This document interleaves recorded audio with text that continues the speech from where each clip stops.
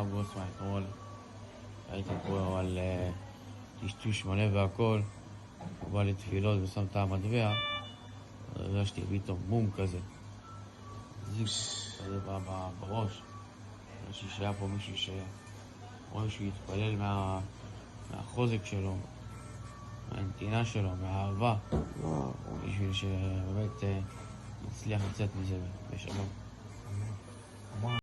Evyatar Zaytouni, a 26-year-old paratroops commander, sustained critical injuries in the battle with Hamas terrorists near Kibbutz Kisufim, situated alongside the Gaza border on October 7th. Following the incident, Zaytouni was swiftly evacuated to Soroka Hospital in Beersheba. There, he underwent sedation and ventilation, remaining unconscious since then. A few weeks later, Rabbi Yitzchak Dovid Grossman from Migdal HaEmek visited the wounded soldier at the hospital. Standing by Zaytouni's bedside, Rabbi Grossman recited psalms, offered words of encouragement to the parents, and placed a special ancient coin on Zaytouni's head as a spiritual remedy. This coin, received from his rabbi, the late Lelever Rebbe, around 50 years ago, held a unique significance. A few hours later, to the astonishment of everyone, Zaytouni regained consciousness. He shared with his parents that during Rabbi Grossman's visit, he felt a powerful impact and sensed being pulled back to life. Zaytouni attributed his awakening to the strength of Rabbi Grossman's prayers and love. Natalie, Evyatar's mother, recounted the experience, saying, Rabbi Grossman stood beside Evyatar, prayed, and appealed to the heavens. The rabbi then took out a coin, placed it on Evyatar's head, continued with his fervent prayers, returned the coin, and continued praying, all while Evyatar was unconscious.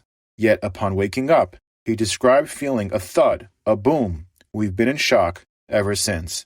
Upon regaining consciousness, Zaytouni and his parents expressed their gratitude to Rabbi Grossman, and they informed the rabbi that Zaytouni, strengthened in his faith, has now started putting on tefillin and started to keep more laws of the Bible.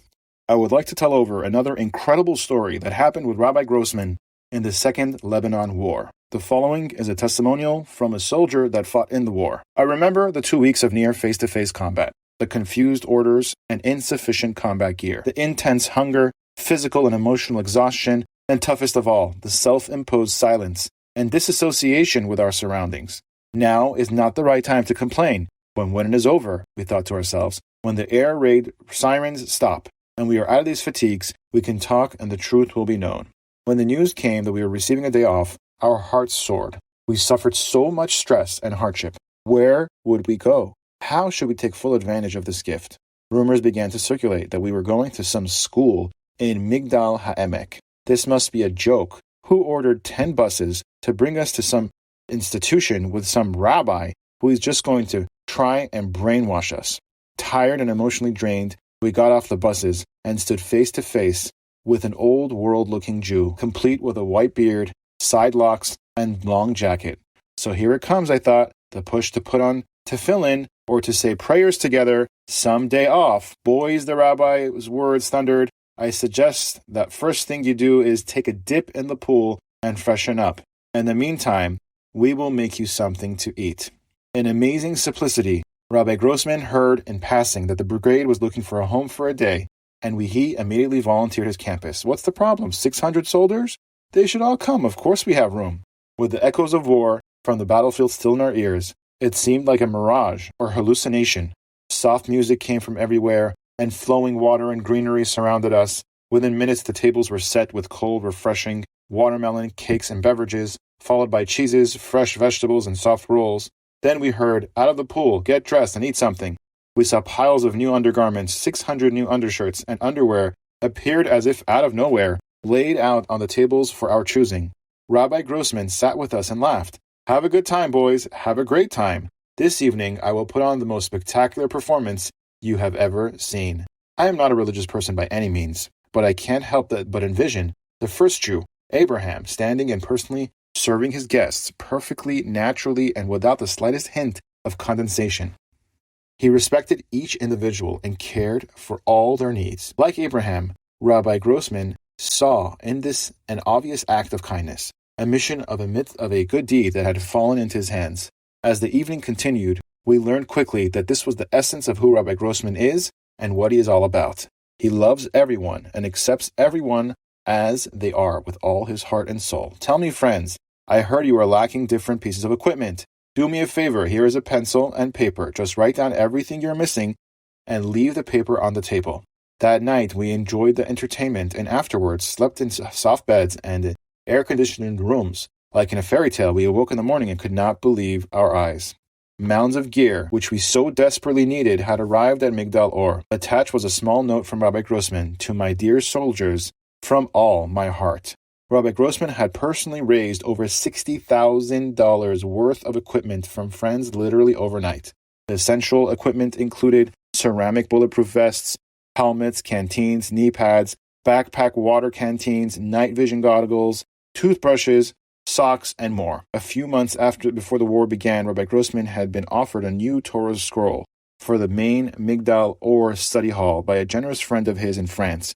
For some reason, Rabbi Grossman requested to postpone the event until an unspecified later date. Rabbi Grossman immediately made arrangements, and in an early evening ceremony, we participated in the completion of writing the Torah, the Bible scroll. While the scroll was carefully laid on the table next to a special pen and ink, Rabbi Grossman addressed the soldiers. "My holy ones, I am going to bestow upon you the merit of a holy deed, which can be considered a once-in-a-lifetime opportunity. Each one of you will complete a letter in the Bible scroll. While you are executing this holy task, each one of you should pray the prayer of his heart and request from God that the merit of the letter he has completed will protect him in battle. Holy sparks will emanate from these sacred letters and disperse around you, creating a protective shield which will keep you safe and bring you home safely." Those moments were the most exciting and emotional ones of my life. Shaking from the intensity of the immeasurable experience, still not believing, we held the edges of the Bible scroll while we felt our hearts beat rapidly. There was complete silence all around. One after the other, we dipped the quill in the ink and completed a letter in the Torah Bible scroll. A bystander would have seen a breathtaking scene of incredible elation and spiritual exuberance. The world seemed as if shrouded in silence. The strings of our hearts felt strummed, and the tears flowed freely down our cheeks.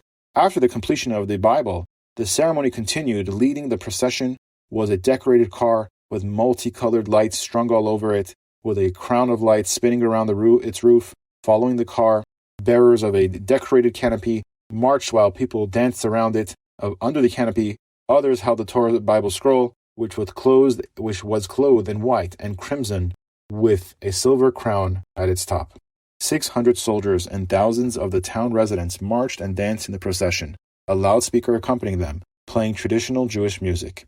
As the ceremony came to a close, Rabbi Grossman approached every soldier and kissed him while placing a half-shekel coin in his hand, and said, "Messengers of a good deed are not harmed." Rabbi Grossman concluded, "When you return, God willing, healthy and unharmed, you will fulfill this mission I'm placing upon you, and you will donate this money to charity." A moment before they returned to Lebanon, Rabbi Grossman told us, "In the merit that you said Shema and put on tefillin, wrote a letter in the Torah, and are messengers of a mitzvah, a good deed, I promise you that you will all return safe and sound. None of you will be wounded or killed." Rabbi Grossman told the soldiers that the first place they must come back to before they go home is Migdal Or.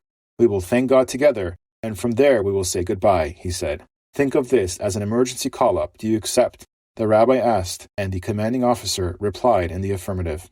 The night came. 12 buses made their way atop the Galilee mountains.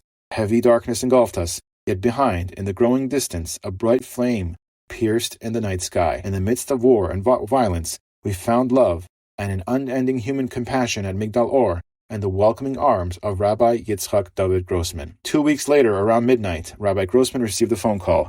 "Rabbi, your blessing has come true," exclaimed the commander over the phone. "Everyone is safe and we are on our way to you. We will be there by 2 a.m. Rabbi Grossman immediately contacted the kitchen staff and asked them to prepare a meal while we worked to organize a band.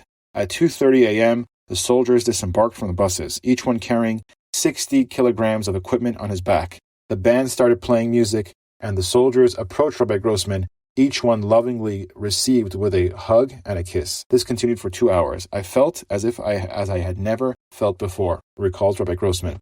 Each one told me his personal miracle. After the warm reception, the soldiers recited a prayer of thanksgiving, said by someone whose life has been saved. and together with Rabbi Grossman, they sang and danced until daybreak. To this day, says Rabbi Grossman, we maintain contact with each soldier and have become one family.